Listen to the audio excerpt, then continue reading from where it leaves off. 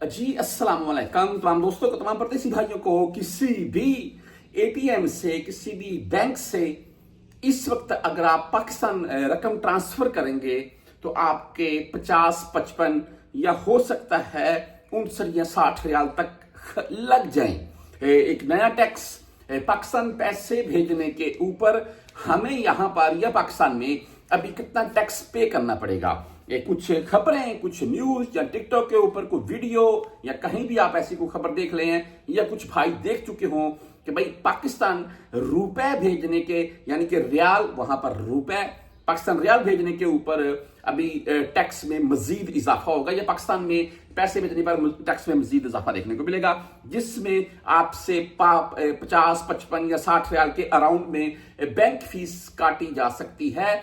यहां सऊदी की बात कर रहा हूं मैं सेकंडली पाकिस्तान में इस चीज के ऊपर कोई मेरा परदेसी भाई मैं एक मिसाल देता हूं, 2000 रियाल, 3000 रियाल, 75 अगर हम रेट लगाते हैं तो तकरीबन को 3000 भेजता है तो कितने बन जाएंगे भाई?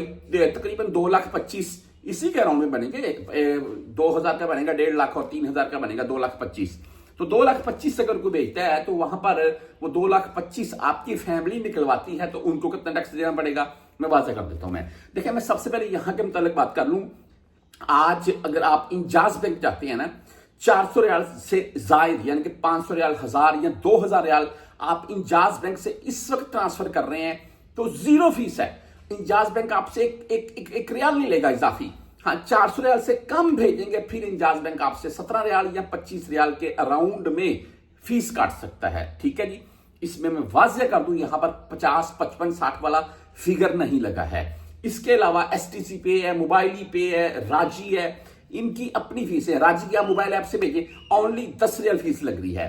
तो यहां किसी भी बैंक ने अभी तक कोई भी अनाउंसमेंट नहीं किया, जिसमें क्विक पे ले लें आप, वेस्टर्न यूनियन ले लें, कोई भी बैंक ले लें कि 50, 55 या 60 रियाल, ये सरासर एक खबर है, गलत है, इसमें कोई सदाकत नहीं है। लेकिन जो 10 रियाल, 17 रियाल या 25 रियाल फीस है वो कंफर्म है। वो जो पहले काटी जाती थी अभी भी काटी जा रही है, उसमें कुछ बैंक लेस भी कर रहे हैं, जैसे कि इंजाज बैंक के मुताबिक आपको मैंने बता दिया है। अभी बात कर लेते हैं पाकिस्तान में। मिसाल के तौर पर आपने 3,000 रियाल भेज दिए, आपकी फैमिली, जैसे कि मैं पाकिस्तान में अपनी वालदा को या अपनी फैमिली को घर में भेजता हूं 3,000 रियाल, तो वो बैंक जाते हैं वो 2,25,000 लेने, तो उसके ऊपर क्या मामला होंगे? देखिए, अगर तो नॉन फाइलर हैं वो, मैं पहले भी वीडियोस में जिक्र कर चुका हूं, चाहे आपकी फैमिली है चाहे आपकी वालदा, जिसके भी नाम के ऊपर आप भेजते हैं उनको फाइलर करवाएं।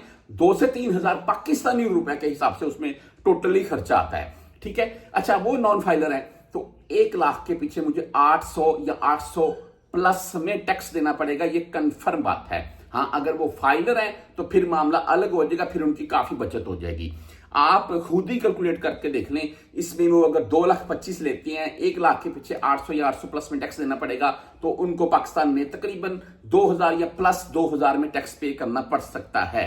हाँ, इसमें एक चीज और है जी, पाकिस्तान में किसी भी, मिसाल के तौर पर आपकी फैमिली के पास एचबीएल का एटीएम कार्ड है और वो यूज कर रही है यूबीएल में या पाकिस्तान किसी बैंक इस्लामी में या किसी और बैंक में, तो उस वहां पर जो फीस उनकी कटेगी एटीएम से पैसे निकलवाने के ऊपर, जो 50,000 प्लस में जब जाएंगे 800 कटेगा, वो तो अलग मामला है। इसके अलावा भी किसी भी दूसरी एटीएम से आप पैसे निकलवाएंगे उसके ऊपर भी आपको 35 से 40 रुपए के अराउंड में टैक्स देना पड़ेगा, या वो एटीएम आपसे या वो दूसरा जो बैंक है वो आपसे काटेगा इस चीज के।